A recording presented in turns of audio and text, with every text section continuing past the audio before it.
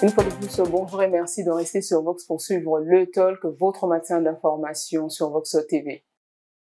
Une déclaration rendue publique à la fin du sommet des 3 bassins mondiaux qui s'est tenu à Brazzaville. Les participants se sont accordés sur une feuille de route entre ces 3 bassins et de constituer une coalition mondiale pour sauver la biodiversité. Pour rappel, environ 3000 personnes ont pris part à ce sommet sur l'environnement au Congo Brazzaville. Et pour en parler ce matin avec nous sur ce plateau, Megzan Aimba, expert forestier, bonjour à vous et bienvenue sur le plateau du Talk. Merci, bonjour à vous aussi. Albert Mendoukuta, directeur de publication de la Semaine africaine, bonjour et bienvenue à vous. Grace Loubota, écologue et enseignant-chercheur à l'université Denis Sassou Nguesso, bonjour à vous et bienvenue sur le plateau du Talk. Alors, dites-nous la différence entre un écologiste et un écologue. Alors, merci. Oui. Premièrement, vous remercier pour cette invitation. Et alors, un écologue, quelle est la différence qu'on fait aujourd'hui entre un écologue et un écologiste? Donc, aujourd'hui, on parle beaucoup d'écologistes et on mélange tout le monde dans le même panier, alors qu'il y a une grande différence. Un écologiste, c'est quelqu'un qui utilise ce qu'on appelle par l'écologisme, c'est-à-dire ce sont des actions pour lutter ou bien pour promouvoir contre tout ce qui est, par exemple, les changements climatiques, pour apporter, en fait, toutes les actions. Ce sont des militants pour la cause. Ce sont des militants pour la cause de l'environnement, mais qui agissent beaucoup plus au niveau des décisions politiques et au niveau, par exemple, de la COP. Ce sont des gens qui apportent le mouvement dans ce sens-là. Alors qu'un écologue, c'est un scientifique. Donc, c'est-à-dire, c'est un chercheur qui travaille sur des études écologiques. Donc, par exemple, de l'écologie forestière, c'est un écologue qui fait des études, par exemple, dans un écosystème forestier ou dans un écosystème aquatique, ou etc.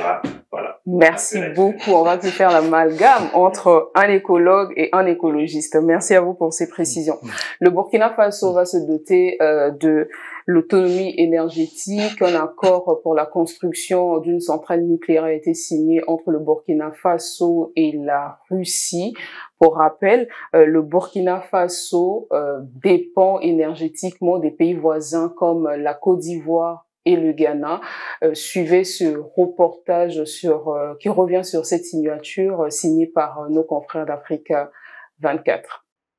L'accès à l'électricité au Burkina Faso présente une disparité significative entre les zones urbaines et rurales. Selon les statistiques de 2020 de la Banque africaine de développement, les taux d'électrification en milieu urbain et rural étaient respectivement de 67,4% et 5,3%. Afin de renforcer son secteur énergétique, le Burkina Faso cherche à diversifier ses sources d'énergie. C'est dans ce cadre que le pays et la société russe Rosatom ont récemment signé un accord visant à la construction d'une centrale nucléaire dans le pays. C'est une opportunité énergétique et surtout une très bonne nouvelle qui réjouit l'Afrique entière, en ce sens que cela s'inscrit dans la droite ligne des consignes transitionnelles énergétiques et c'est la première centrale nucléaire de production pour la région ouest africaine et c'est une initiative à saluer. Il s'agira d'une centrale modulaire comme ce qui se fait un peu partout avec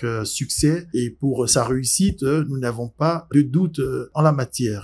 Dans le détail, ce mémorandum d'entente entre le Burkina Faso et la Russie devrait conduire à la production nucléaire, à l'application non énergétique de l'énergie nucléaire dans l'industrie, à l'agriculture et à la médecine, ainsi qu'au développement des infrastructures nucléaires au Burkina Faso. Ce qu'il faudrait voir, c'est le fait que le Burkina Faso va accroître sa puissance d'énergie électrique installée et dans l'objectif final, c'est d'accroître son taux de couverture énergétique du pays. Il s'agira par la suite de régler tout ce qu'il y a comme question au sujet de l'approvisionnement et de la gestion sécurisée des déchets issus de cette production. Le projet de centrale nucléaire que va abriter le Burkina Faso sera doté d'un réacteur de petite taille destiné à produire de l'électricité de manière sûre et durable. Il devrait permettre au pays de répondre à ses besoins énergétiques. Alors, Albert Mianjoukouta, le Burkina Faso qui veut se doter d'une autonomie énergétique, l'aboutissement de ce projet fera du Burkina Faso le deuxième pays du continent à disposer d'une centrale nucléaire après l'Afrique du Sud. Oui, et c'est cela, je crois, qui est important et peut-être même grave, parce que il faut envisager la question sous toutes les formes. Donc la production électrique, bien entendu, tout le monde en veut. La production et l'autonomie en énergie, c'est une conviction de pratiquement tous les États du continent. Le problème, c'est comment y arriver, quelle sorte d'électricité choisir. Ici, au Burkina Faso, nous sommes en Afrique de l'Ouest. La matière pour alimenter la centrale, je crois, après négociation, se trouvera toujours dans la zone, puisque le Niger est producteur d'uranium à côté. C'est vrai que ça ne pose pas de problème. Nous avons le Niger, mais n'oubliez pas que le Gabon aussi est producteur d'uranium. Et donc, la matière fissile en soi, on la trouve assez facilement.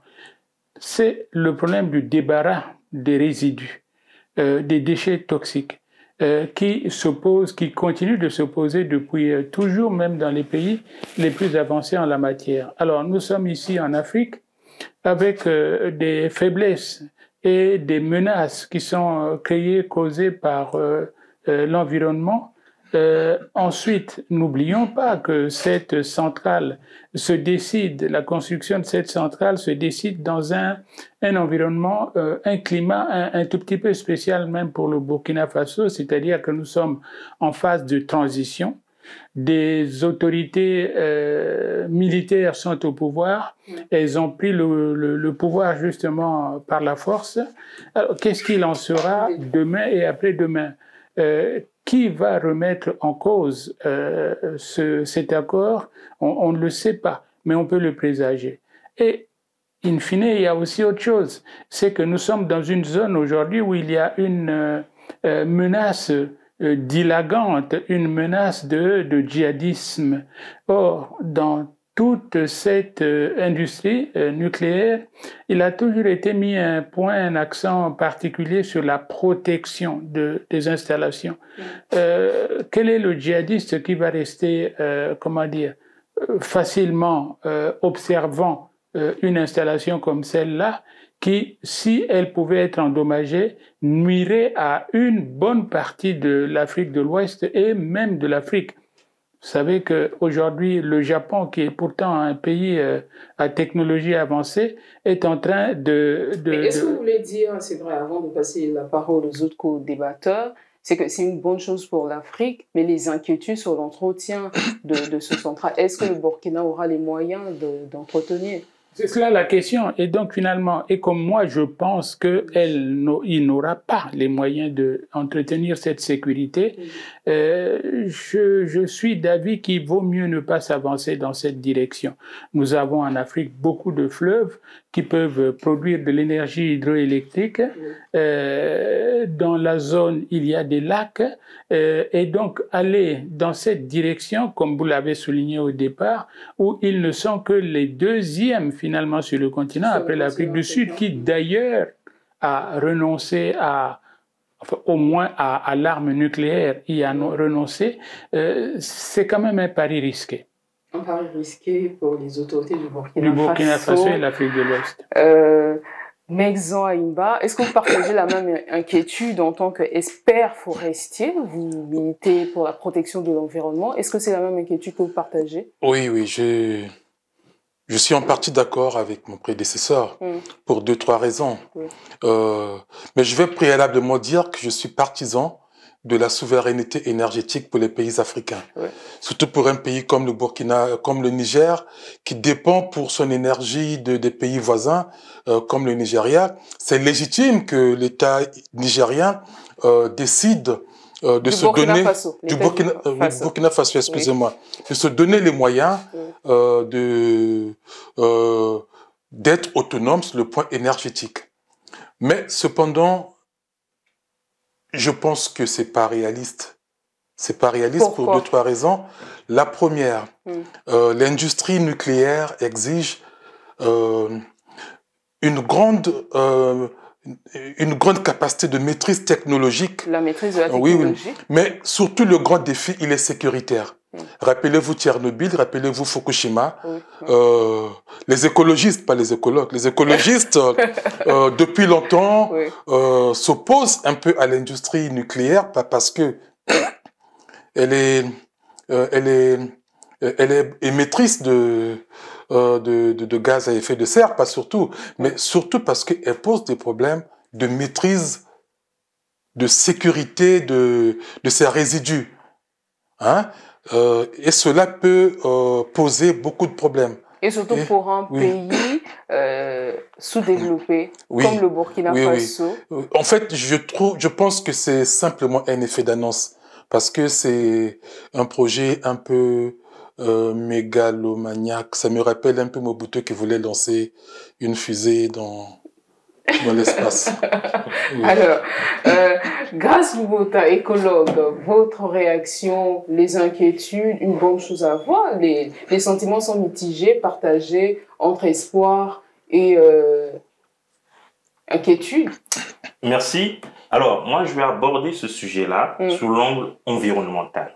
Alors, donc, je vais apporter l'avantage et l'inconvénient de l'énergie nucléaire.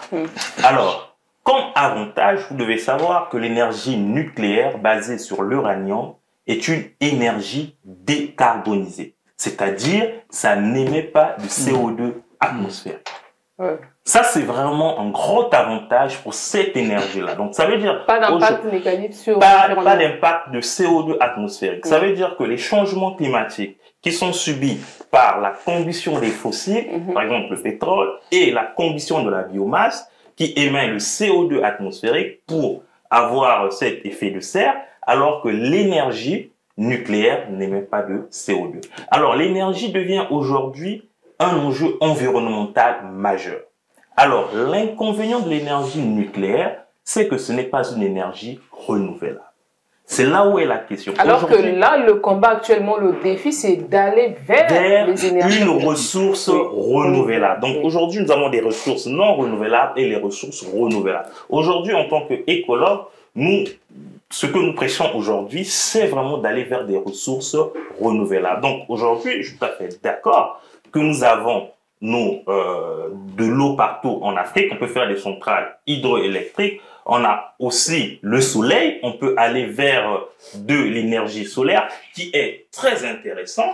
Mais l'énergie nucléaire également, moi, je ne veux pas m'avancer à dire que c'est une bonne ou une mauvaise chose. Mais pour moi, j'avance des avantages et des inconvénients. Voilà les deux grands, vraiment des deux grandes choses que je voulais dire par rapport à cette énergie. Mais si vous permettez, c'était juste de rappeler que le Burkina Faso a un grand potentiel d'énergie solaire.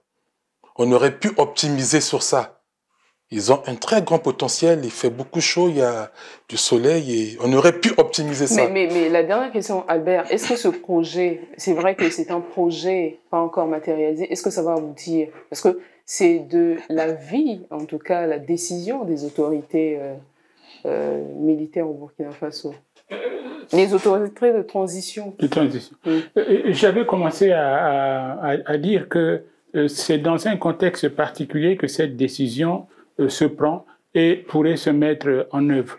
Donc nous sommes ici dans une phase de transition d'un régime qui est arrivé au pouvoir par la force. Mais il faut aussi ajouter... Il faut sa légitimité avec la population, qu'il a légitimé. Non, mais c'est un pays qui est tout à fait légitime, fondé à faire le choix de ces sources d'énergie, ça c'est sûr.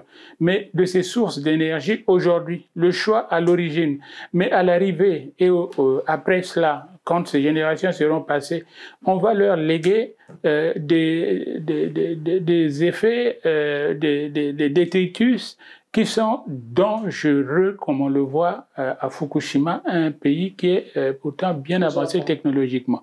Et donc, pour moi, c'est-à-dire que, est-ce qu'il peut se faire? Oui, ils ont certainement la volonté. C'est vrai que la Russie qui va amener la réalisation de ce projet va prêter la main d'œuvre. Mais c'est le contexte aussi. C'est le contexte aussi, même quand ça ne serait pas facile. Je crois que les deux parties sont bien d'accord pour embêter un tout petit peu, pour ne pas dire les choses, la France sur place, parce qu'en se disant, ben voilà. Pourquoi vous évoquez la France? Non, mais parce que le Burkina Faso s'est mis dans une situation les relations assez tendues depuis l'arrivée avec la au France, et donc c'est des cela. militaires. Et donc on peut penser légitimement qu'ils sont en train de le faire uniquement pour embêter l'ancienne puissance coloniale et non pas la population. Vous savez, tout ce qu'on leur donne de nouveau, elles applaudissent et disent oui, mais pardon, l'énergie nucléaire, c'est pas quelque chose avec quoi on peut s'amuser. Merci beaucoup à vous trois pour vos interventions sur ce sujet qui concerne la construction future d'une centrale nucléaire au Burkina Faso. Le Congo a abrité du 26 au 28 octobre le sommet des 3 bassins mondiaux. À la fin de ce sommet, une déclaration a été rendue publique où les participants se sont accordés sur une feuille de route de coopération entre ces 3 bassins et la protection de la biodiversité. Retour sur ce reportage réalisé par la rédaction de Vox TV. Au cours des travaux de ce deuxième sommet sur les 3 grands bassins tropicaux, le président de la République, Denis Sassou Nguesso, président de la commission climat du bassin du Congo, a focalisé son intervention sur la stratégie commune à élaborer afin d'anticiper et de préparer les requêtes de financement auprès des mécanismes existants et à venir. La mise en œuvre d'un plaidoyer commun sur la base d'une stratégie commune pour anticiper et préparer les requêtes de financement auprès des mécanismes existants et à venir. La signature des conventions de financement avec les bailleurs de fonds, la coordination d'une plateforme de coopération scientifique et technique sous-régionale et intercontinentale pour renforcer les capacités des 3 bassins. La ministre de l'Environnement, du Développement durable et du bassin du Congo a fait savoir qu'il faut désormais inverser l'injustice climatique à laquelle les pays concernés sont souvent victimes lors des grandes réunions. Nous avons pris conscience que nous unir était une impérative nécessité. Nous nous sommes reconnus comme si l'initiative s'inscrivait dans une dynamique commune inévitable, quelque chose en quelque sorte que nous attendions toutes et tous et qui n'attendait que l'occasion de se concrétiser. C'est notre devoir collectif qui a présidé à l'exigence de ce second sommet. Tous les intervenants du jour ont été unanimes pour soutenir que les massifs forestiers des bassins de l'Amazonie, du Congo et du Bornéo-Mékong devraient être financés pour garantir leur conservation au regard de leur importance dans la régulation du climat mondial. Mexan Aimba, je me tourne vers vous, expert forestier. L'objectif de ce sommet des 3 bassins mondiaux qui s'est tenu du 26 au 28 octobre dernier à Brazzaville, c'était de construire une coalition mondiale pour accélérer la transition énergétique et de renforcer la collaboration entre ces 3 bassins. L'objectif atteint aujourd'hui? Il va commencer par préciser, je m'appelle Mexan Animba Emeka et je suis juriste spécialiste des ressources naturelles et développement durable. Pour revenir au sommet des 3 bassins, je vais dire quand même que beaucoup de participants sont sortis avec un sentiment de frustration. Vous étiez sur place? Oui, oui. Il y a eu un sentiment de frustration, premièrement. Pourquoi? Parce que la participation du bassin de Bornéo-Mékong et le bassin de l'Amazonie a été très faible. Il n'y a eu aucun chef d'État de ces 2 bassins. Ils étaient absents. On n'a eu que des chefs d'État africains à ce sommet qui était un sommet de 3 bassins. La deuxième chose, c'est qu'il y a eu beaucoup de divergences. Parce qu'il faut dire que... Sur quel point, par exemple? Par exemple, la question des crédits carbone, le marché du carbone. Le bassin du Congo et les 2 autres bassins ne sont pas de la même situation. Le bassin du Congo est encore un absorbeur net de CO2, d'équivalent CO2, parce que nous émettons beaucoup moins que nous ne séquestrons de carbone. C'est pas le cas du Bornéo-Mekong qui a beaucoup déforesté et qui est devenu une source nette d'émissions de carbone. Et l'Amazonie, si elle ne l'est pas encore devenue, elle est en train de le devenir. Donc, le positionnement par rapport au marché carbone, volontaire de carbone ou de compensation du carbone n'est pas la même. Et ces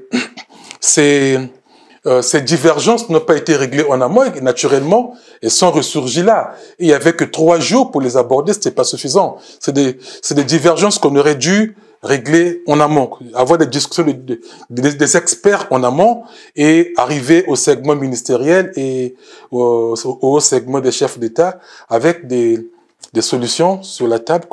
Mais malgré ces divergences, à la fin, il y a eu quand même une déclaration où on a rappelé les engagements internationaux et les participants se sont accordés.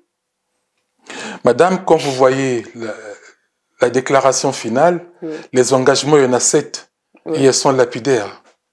Elles sont très vagues, très lapidaires. Le but était quand même de faire asseoir cette coalition. Mais là, finalement, on a simplement jeté les bases d'une feuille de route pour aller vers cette coalition. Hein, on ne sait pas quand on va arriver à cette coalition. On a eu le sommet maintenant, on ne sait pas quand on aura le prochain sommet. Parce que là, on a simplement jeté les bases d'une feuille de route pour aller vers cette coalition. Or, le but était de sortir de ce sommet avec cette coalition. Et ces engagements à minima traduisent les divergences profondes qu'il y a eu au sein de ces 3 bassins, mais aussi au sein du bassin du Congo. Il y a de grandes divergences. La question de carbone, le Congo et la RDC, on n'est toujours pas d'accord aussi parce que la RDC pense qu'il faut fixer un plancher pour le prix du carbone, mais le Congo pense que c'est une question de souveraineté qu'il faut laisser à chaque État de fixer. Et il faut rappeler que le Congo a déjà signé un contrat avec la Banque mondiale d'achat de crédit carbone à un taux de 5 $ la tonne de carbone. Et tous les autres pensent que c'est trop faible comme prix pour la tonne de carbone. Donc, donc il y a des divergences au niveau des 3 bassins, mais des divergences aussi à l'intérieur du bassin du Congo. D'accord. Albert, que retenir de ce sommet?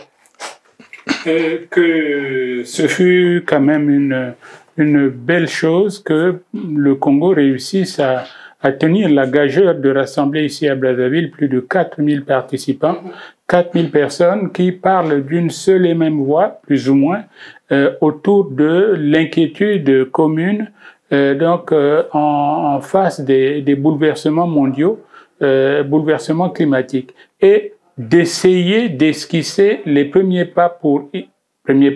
d'essayer d'esquisser les mesures pour les contrer. Donc, bon, n'oublions pas qu'il y a aussi la COP 28 qui se profile à l'horizon, donc à Dubaï bientôt, et ce sera aussi une autre occasion de renforcer et réaffirmer toutes ces choses. Mais voilà, je dis que ça, c'est l'intérêt et l'avantage du Congolais que je suis, avoir une réunion mondiale se tenir dans son pays. L'objectif, c'est vrai, constituer une coalition, c'était d'avoir une position commune. Quel discours porter pendant la COP 28? C'est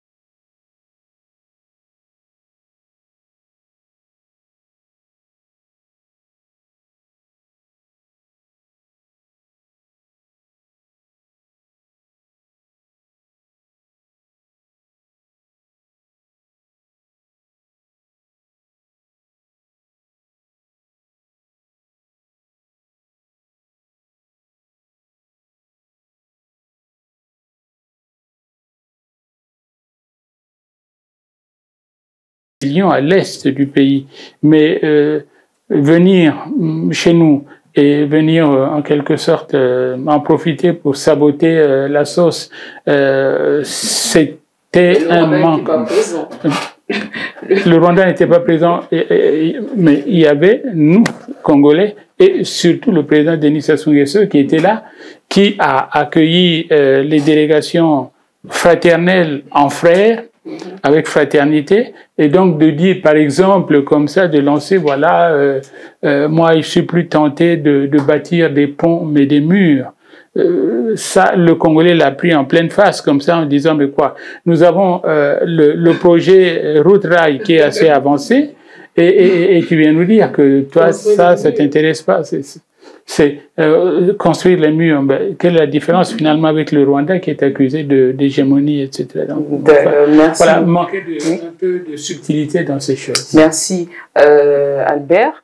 Une feuille de route, je m'adresse à vous grâce à Bota, une feuille de route mise en place, une coopération au lieu d'une coalition. Est-ce que c'est pas suffisant pour lutter contre le changement climatique et la protection de la biodiversité? Est-ce qu'il fallait s'attendre à autre chose lors de ce sommet?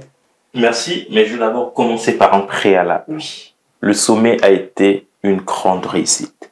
Pourquoi? Dans l'organisation. A été une grande réussite. Pourquoi? Parce que tenir un sommet des 3 bassins, l'organiser, c'est un grand challenge. Donc, avant, il y a eu des activités, pendant, il y a eu des activités, et après, il y a eu des activités. Donc, rendez-vous compte que dans ce sommet, il y a eu des contenus de chaque panel, de chaque plénière, et ces contenus étaient discutés entre les scientifiques, les politiques, les ONG.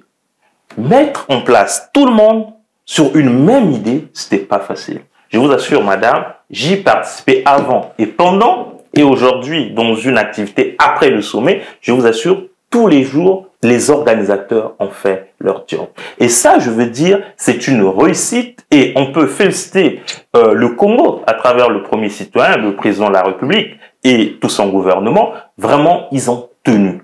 Ça a été une réussite. Parce qu'une telle organisation, un tel événement mondial, ça se félicite de l'organiser. Alors, nous allons peut-être rentrer dans le fond du sujet qui est, alors, ce sommet a servi à quoi? Vous devez d'abord savoir que quand on parle d'un enjeu environnemental, il faut d'abord que les gens aient la même information, soient au même niveau. Donc, ce sommet était aussi d'informer les gens, de leur dire que 80% des forêts tropicales se retrouvent dans les 3 bassins. 2 tiers de la biodiversité sont logés dans ces 3 bassins tropicaux. Donc, c'est ça déjà, informer les gens, pour qu'ils se rendent compte que, voilà, ces 3 bassins tropicaux sont vraiment très très importants pour notre humanité. Deuxièmement, ce qu'il fallait aussi donner comme, je vais dire, information auprès de tout le monde, c'est se dire qu'il y a des connaissances, des travaux qui sont menés. Ce sont des informations, encore des simples rappels, parce que tout le monde le sait. Non, ce n'est pas des simples rappels, c'est des informations. Aujourd'hui, je vous ai parlé des écologistes. Il y a des gens qui sont là pour boycotter simplement parce qu'on leur dit une chose qu'ils ne peuvent pas vérifier. Donc aujourd'hui, à travers ce sommet, ce qui a été aussi une belle initiative à travers ce sommet, se sont rendus compte que nous sommes dans un cycle. Nous sommes des vieux, on va partir, il y a des jeunes. Et aujourd'hui, il y a eu une contribution importante des jeunes lors du sommet. Il y a eu des étudiants, il y a eu des jeunes à travers le programme de l'UNESCO, il y a eu beaucoup de jeunes dans le sommet. Donc aujourd'hui, ces jeunes-là, par exemple, la connaissance était très importante à leur niveau. Alors, sur les résultats de ce sommet, moi j'en tire 2 résultats. Le premier, c'est dans la déclaration, ils ont parlé de renforcer la coopération scientifique et technique à travers les 3 sommets, les 3 bassins. Donc, ça veut dire quoi? Ça veut dire que moi, j'étais panéliste au niveau de du panel coopération scientifique et technique. Donc, il est vraiment aujourd'hui, il y a des travaux qui se passent dans les 3 sommets, mais le partage est encore très faible. Nous devons créer une plateforme des coopérations sud-sud, on va dire par exemple le bassin du Congo, le bassin amazonien, les coopérations sud-sud, pour avoir partagé des méthodes, pour avoir partagé même des données, afin qu'on ait une vision globale de ces 3 bassins.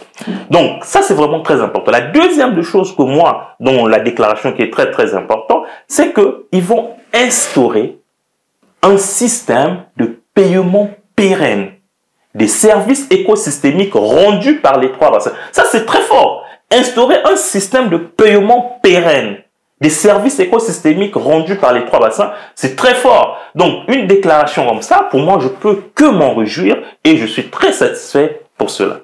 Mais sommet après sommet, COP après COP, il y a toujours des déclarations. On attend toujours les actions pour sauver, protéger l'environnement. Je peux dire que les résultats peut-être de ces déclarations ne sont pas visibles, mais il faut le voir à différentes échelles.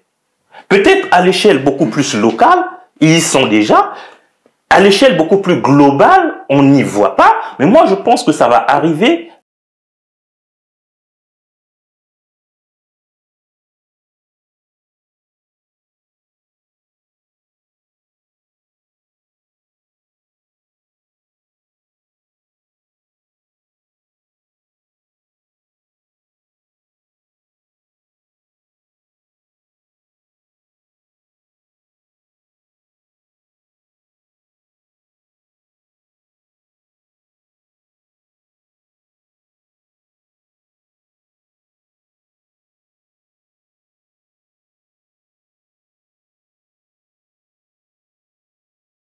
Le but était de construire une coalition. Voilà pourquoi on a fait un sommet entre les 3 bassins.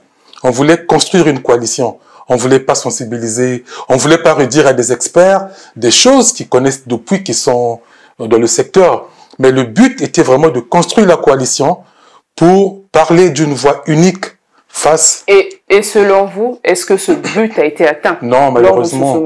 Malheureusement. À la prochaine COP, les 3 bassins ne parleront pas de la même voix. C'est ça qu'on aurait dû avoir comme résultat. Qu'à la prochaine COP, les pays aillent, les trois bassins aillent avec une position commune. Elle n'existe pas encore. C'est ça qu'on aurait dû construire. J'ai écouté tous les discours, ils disaient que la prochaine COP, on doit arriver avec une position commune. Ça, on n'a pas eu ça. Parce que les divergences sont encore profondes. L'une des divergences que je voulais soulever, c'est notre position par rapport aux émissions de... Nous, on est encore absorbeurs nets. Donc, nos émissions sont largement inférieures au carbone que nous séquestrons. Mais ce n'est pas le cas du Bornéo-Mékong. Donc, notre positionnement face à la finance carbone n'est pas pareil parce que le contexte est très diversifié. Bien sûr, il y a dans un sommet comme celui-là, il y a des points d'avancée et des points de recul. Ça, c'est vrai. Moi, point d'avancée, très personnellement, que j'ai trouvé, c'est la participation de certains pays, certains organismes importants au financement même du sommet. Ça, très peu de personnes le savent, mais bon, au départ, vous savez, on nous regardait un peu avec un nez en disant « ceux-là, on va déverser de l'argent et puis ça va disparaître dans les méandres des tiroirs habituels. » Maintenant, là, quand même, à la dernière minute, j'ai assisté à la signature d'une convention de financement de la France. Au sommet des 3 bassins. 60 000 €, c'est pas beaucoup, ça fait 39 millions, je crois. Ça fait pas beaucoup, mais c'est déjà un signe important et ils l'ont signé le mercredi, c'est-à-dire la veille de l'ouverture du jour. Il y a eu là, à la réunion sur les trois bassins, j'ai vu aussi que les Américains sont venus avec une grande délégation et ils ont annoncé, enfin, tout commence par l'intention, la mise à disposition de 50 millions de dollars par année sur le bassin du Congo, donc répartis sans doute entre nos 7-6 États, bien sûr, mais enfin tout cela c'est pour le bien de la planète et tout cela c'est pour le bien du fonctionnement des organismes qui gèrent le bassin du Congo, organismes qui peuvent s'appeler Fonds Bleu, qui peuvent s'appeler Forêt de la Comifac, etc. Donc ce sont des choses importantes. Naturellement, nous ne sommes pas arrivés là où nous devions arriver, vous avez raison de le dire, mais voilà, donc les petites avancées sont aussi à prendre en compte. Les divergences à Berre, évidemment, s'expliquent par quoi? Parce que les pays n'ont pas de stratégie, les mêmes stratégies dans la lutte contre le changement climatique et pas le même niveau de développement aussi. Vous savez, moi je pense que ça n'est vraiment pas une réponse objective, mais je le dis en tant qu'Africain du centre. Je pense que nous souffrons d'un ego trop exagéré, nous en Afrique centrale, et qui fait que nous ne pouvons pas tenir une initiative ensemble sans aller quelque part la savonner en disant ben c'est d'abord nous et pas eux. Et donc ça pâtit donc voilà. Mais nous avons des pays quand même bien avancés, bien ancrés dans la lutte contre la déforestation. L'Afrique a besoin d'une diplomatie climatique commune pour faire face. Pour être forte, cette Afrique-là, si elle parle de voix émiettées comme ça, ici, non, c'est moi, c'est nous, c'est pas vous, c'est etc., je trouve qu'on est mal parti. Est-ce que ce sont aujourd'hui les actions ou le financement qui pose problème ou la bonne volonté comme un politique qui pose problème dans la lutte contre le changement climatique et la protection aujourd'hui de la biodiversité? Oui, je pense que les volontés, ils sont là. Maintenant, il faut aller, on va dire, dans les actions. Je vais prendre un exemple pour le bassin du Congo. C'est, comme on l'a rappelé, le bassin du Congo devient aujourd'hui le premier poumon écologique mondial. Mais parallèlement, c'est aussi la zone qui reçoit moins de financement climatique comparé aux deux bassins. Donc, vous voyez, aujourd'hui, nous devons aller vers la protection de la biodiversité, mais il faut qu'il y ait des compensations financières afin que nous aussi, nous gardons nos forêts intactes, plus ou moins matures, intactes, afin qu'ils continuent à préserver cette biodiversité. Alors, je vais je pense que nous ne devons pas voir cette question de divergence entre pays ou entre États comme étant quelque chose de négatif. Non, on doit le voir comme étant quelque chose de positif. C'est dans la diversité d'opinions où qu'il y a la vie, où qu'il y a vraiment une richesse. Les questions climatiques, par exemple, l'Afrique a besoin d'une position commune. Oui, nous avons besoin d'une position commune. Et elle est là déjà, la position commune. Tout le monde est d'accord que les changements climatiques vont apporter ou bien vont entraîner beaucoup de malheurs en Afrique. Tout le monde est d'accord. C'est déjà cette position-là. Maintenant, alors, on va aller vers cette position, c'est-à-dire dans le concret de cette position pour avoir des actions concrètes afin que nous aussi faisons des choses comme en Amérique, comme en Asie, sur l'adaptation comme sur l'atténuation des changements climatiques. La question de la protection de la biodiversité aujourd'hui, la lutte contre le changement climatique, il faudra aller au-delà des engagements, au-delà des discours. Il faut poser les actions concrètes. Exactement. On parlait des financements déjà et on disait rappelait que l'accord de Paris avait prévu les articles 4 et 5. Oui.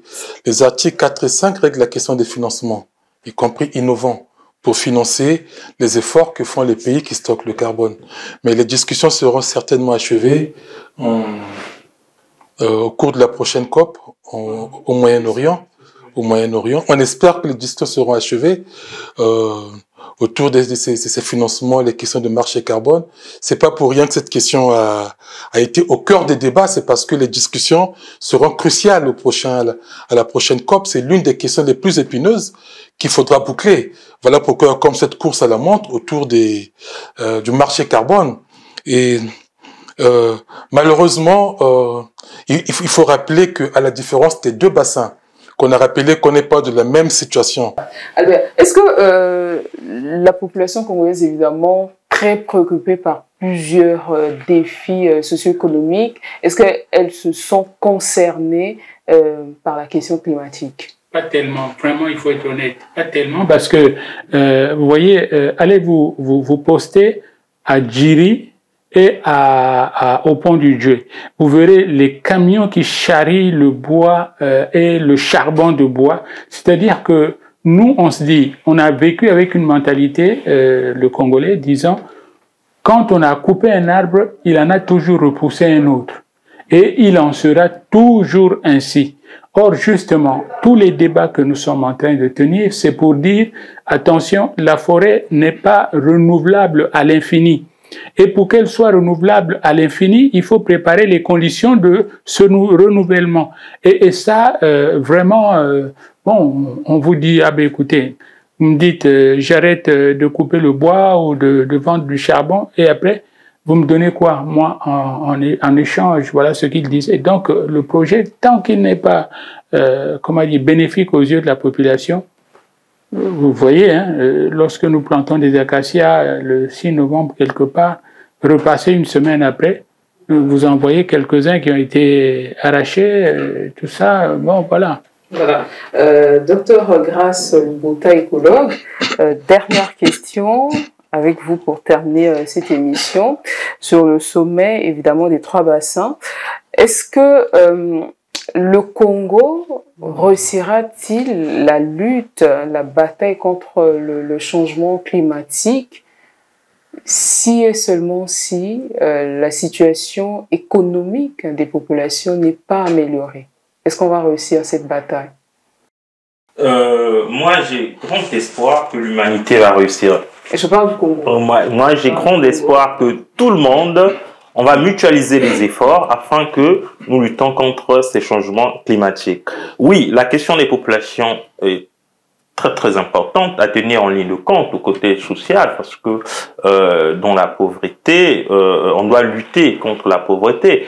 Parce que si on ajoute à cette pauvreté-là les changements climatiques, ce dérèglement, ben nos populations vont encore être très très pauvres. Donc moi je pense que c'est au gouvernement qui appartient vraiment cette marque de noblesse pour lutter contre ce fléau en tenant en ligne de compte aussi la pauvreté des populations, afin que cette lutte ne soit pas au détriment des populations, mais en avantage de ces populations. Il faut commencer par noter que le Congo a fait ses politiques pour lutter contre les changements climatiques tout en luttant contre la pauvreté. Nous avons la stratégie nationale pour la réduction des émissions liées à la déforestation, la dégradation des forêts, la gestion durable des forêts, le renforcement et la conservation des stocks de carbone. Donc c'est la stratégie nationale RED+, qui est très bien écrite. Et nous avons les CDN, les contributions déterminées au niveau national, pour réduire notre empreinte carbone, hein, qui est donc notre plan climat. Nous avons ces 2 documents qui malheureusement sont sous-financés parce que le Congo a une faible capacité de captage des fonds, de capture des fonds. On n'arrive pas à mobiliser les fonds, pour financer ces politiques qui existent déjà, qui ont été élaborées de façon participative avec toutes les parties prenantes, mais il manque l'argent pour les mettre en œuvre. Voilà, merci beaucoup à vous, Megzan Aimba Makaya, juriste. C'est Megzan Aimba Emeka. Emeka, oui. Emeka, juriste et spécialiste. Juriste, spécialiste des ressources naturelles et du développement durable. Voilà, merci à vous, Alain Mbouta, directeur de publication de la Semaine africaine, Grace Lubota, écologue et chargé de cours à l'université, enseignant-chercheur à l'université Denis Sassou Nguesso. Merci à vous 3 d'avoir pris part à ce plateau. Merci aux équipes techniques qui ont réalisé cette émission. À vous également, merci pour votre attention. Restez avec nous car l'information revient tout à l'heure sur Vox TV.